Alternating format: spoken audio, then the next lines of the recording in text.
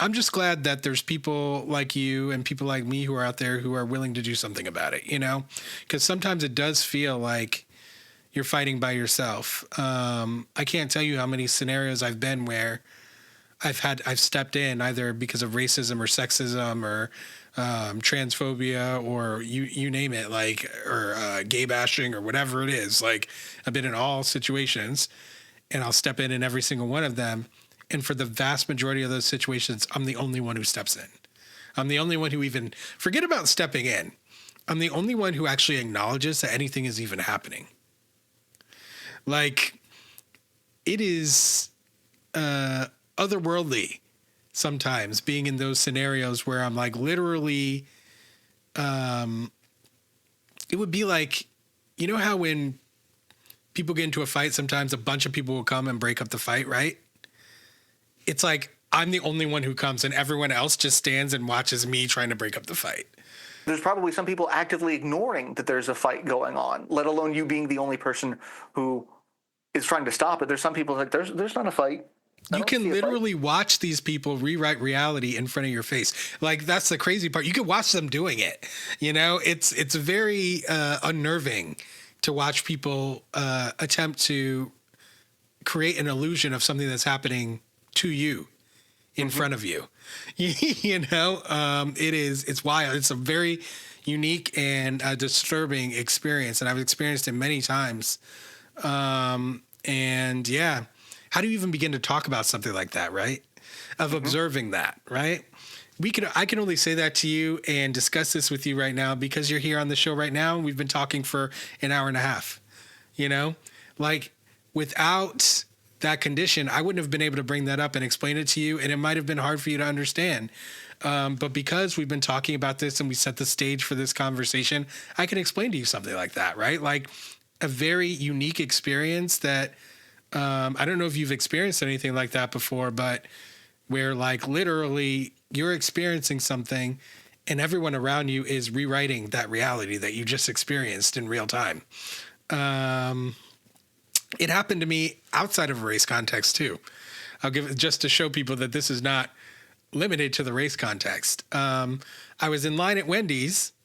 I get to the front, and I'm getting my food off the Wendy's dollar menu because I'm poor and I live in New York City and it's the only thing I can afford. And so, you know, I get my little thing and I get 3 cents change, but she doesn't give me the change. And she just stands there looking at me. And I'm like, can I get my change? And she was like, really?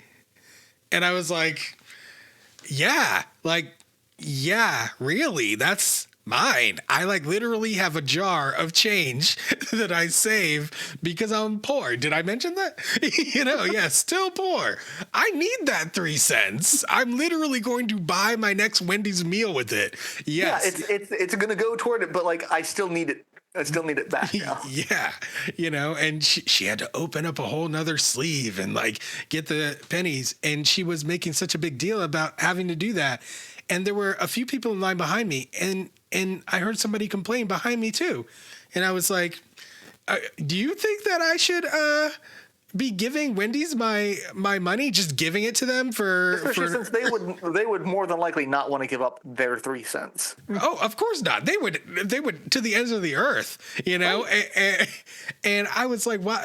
And then I was just like literally polling people in line behind me and every single person thought I was the one in the wrong. I polled 4 people. Like live right there. And I was just like, I was just looking around like, is this real? Like, is this like a real life situation? And it was.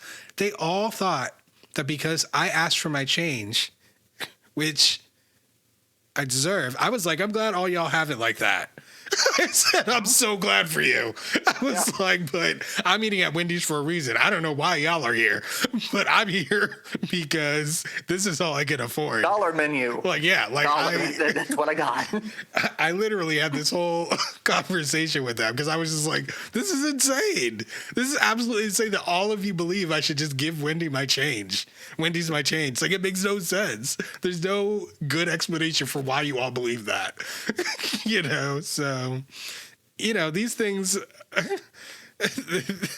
these situations occur. I'm just bringing that up just to say, like, there's all kinds of all around. Yes, exactly. Yeah. This stuff can happen in other contexts, but when it happens in the race context, right? Like, no one was ready to like beat me down. Well, maybe one woman, but I don't think anyone was going to actually beat me down over getting my 3 cents, right? But when you start fighting back against racism, right, and you start defending yourself against racism, that can be a life or death proposition.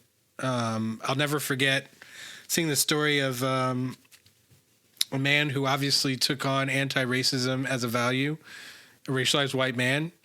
And he saw a black woman outside of a store he was in as he was coming out getting harassed by this racialized white guy. And he intervened. And the guy immediately turned and shot him.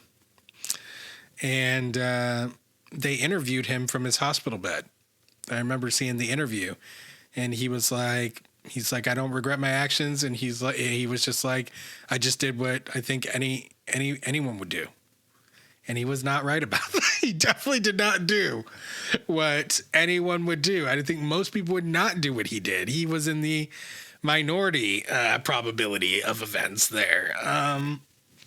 But, you know, that kind of fortitude to be lying with a gunshot wound in a hospital bed being interviewed about it to say, oh, no, like, I would do the same thing again. You know, that's the kind of fortitude we need to build into people. And it can only be built into people if they believe that's a worthwhile endeavor, right? And to believe it's a worthwhile endeavor, you have to be able to imagine a world that's not the one we're in right now, a better world, a different world. And you're never going to be able to imagine that if you're never asked to imagine it, if you're never put to a choice to imagine it, if there's no reason for you to imagine it, if you're given no impetus to imagine it, if you're given no education to understand the world you live in now and distinguish it, you know? So it's just, that is the problem to me.